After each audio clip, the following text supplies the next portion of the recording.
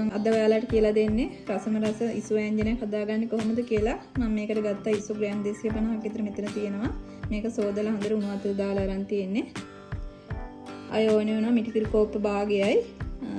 කහ තේ හැඳි කාලයි, ගම්මිරි තේ හැඳි 1යි, මිරිස් තේ හැඳි 1යි, කෑලි මිරිස් වලින් බෙදපු මිරිස් කුඩු වලින් තේ හැඳි භාගයක් විතර ගන්නවා. ලුණු තේ හැඳි 1යි. මේ විදිහේ පොඩිවට කපාගත්තු සුදු ලුණු, කරපිංචා, මේ මුරුංගා කොළ ටිකක් තියෙනවා නම් ගන්න. බී ලුණු ගෙඩියක් විතර ගන්න.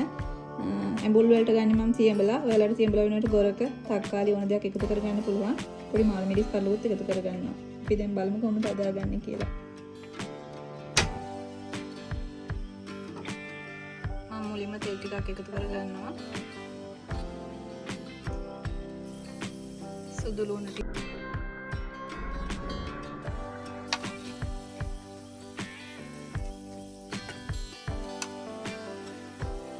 ලුණු ටිකත් මම එකතු කරගන්නවා.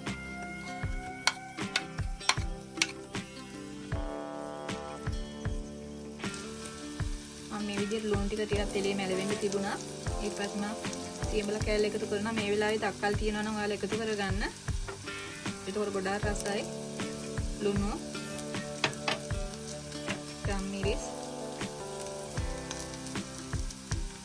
මිරිස් කුඩු,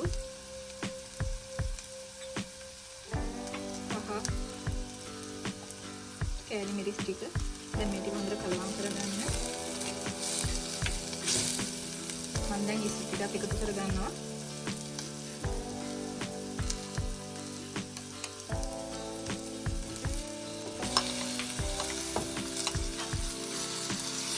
දැන් මේක හොඳට කලවම් කරගන්න.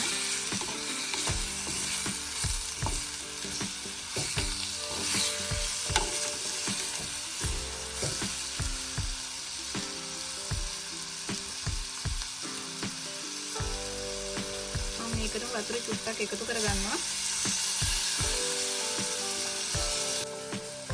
මේ විදිහට වහලා විනාඩි 2ක් විතර තියාගන්න.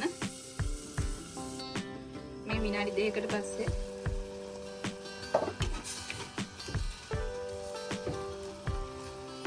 මම මේ වෙලාවේ මාළු මිරිස් ටික, මුරුංගා කොළ ටික, කරපිංචා ටිකත් එකතු කරගන්නවා.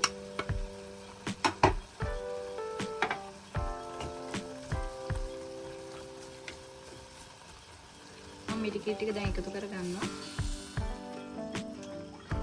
දැන් මේක හොඳට මේ විදිහට කලවම් කරලා මම මේක පියනකින් වහලා විනාඩි 3ක් විතර තියාගන්නවා.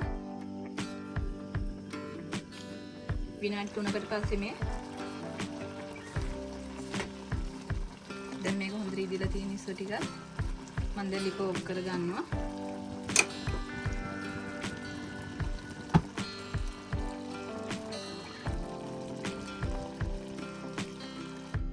මේ තියෙන මම බලන්නකෝ මම හදාගත්ත ඉසු ව්‍යංජනය. මේක ඉතින් බත් කන්න, ඉන්දියාප්ප කන්න, පාන් කන්න ඕනම දෙයකට හරිම රසයි. ඉතින් ඔයාලත් මේ විදිහට හදලා බලන්න. මගේ වීඩියෝ එක හොඳයි නම් ලයික් කරන්න, ෂෙයා කරන්න. ඔයාලට සුබ දවසක්.